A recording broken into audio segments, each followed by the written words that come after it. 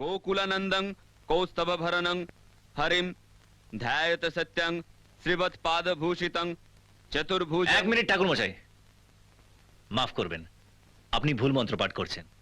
কি? আমি ভুল মন্ত্র পাঠ করছি? তুমি তো বিদেশে থাকো, তুমি মন্ত্রতন্ত্র পুজো পাঠের বিষয়ে কি জানো? আমি বেনারস হিন্দু বিশ্ববিদ্যালয়ে 6 বছর সংস্কৃতর পাঠ নিয়েছি, আর তুমি আমাকে ঠিক মন্ত্র শেখাচ্ছ?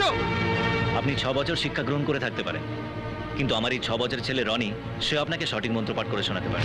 কি? আমার সাথে নিতান্ত এক বালকের তুলনা? চৌধুরী মশাই, এসবের মানে কি?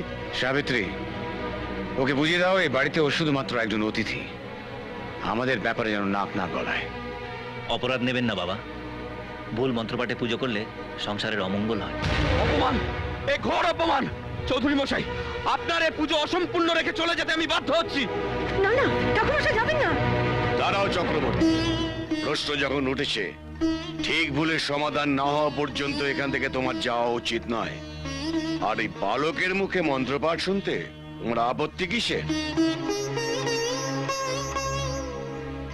তুমি কি সত্যিই মন্ত্রপাঠ করতে পারো? হ্যাঁ পারি। বেশ, আমাদের শোনাবে? হ্যাঁ শোনাবো।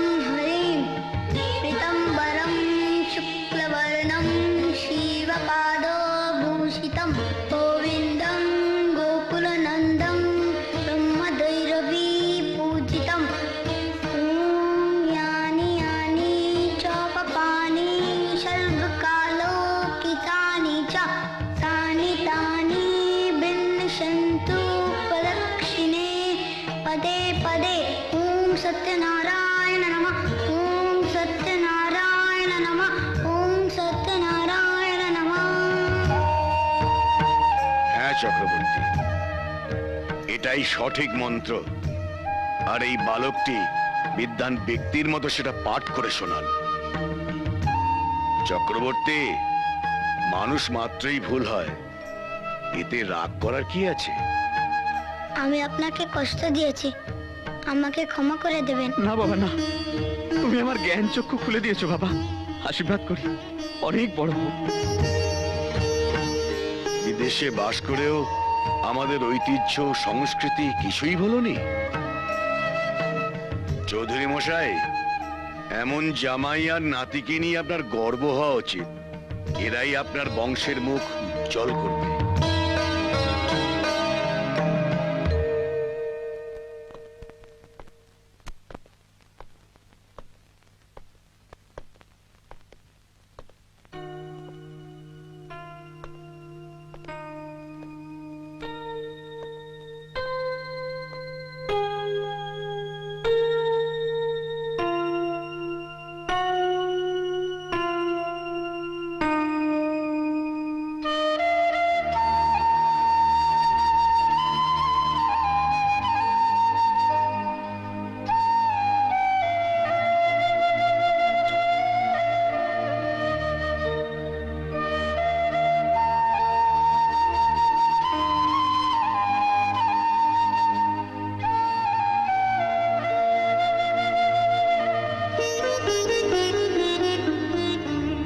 দাদুন, তুমি আমার উপরে আর রাগ করবে না তো?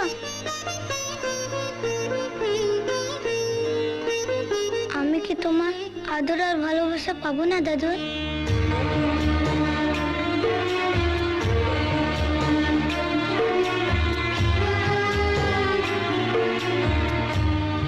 এডি ঠিকই বলে, সত্যিই তুমি খুব ভালো।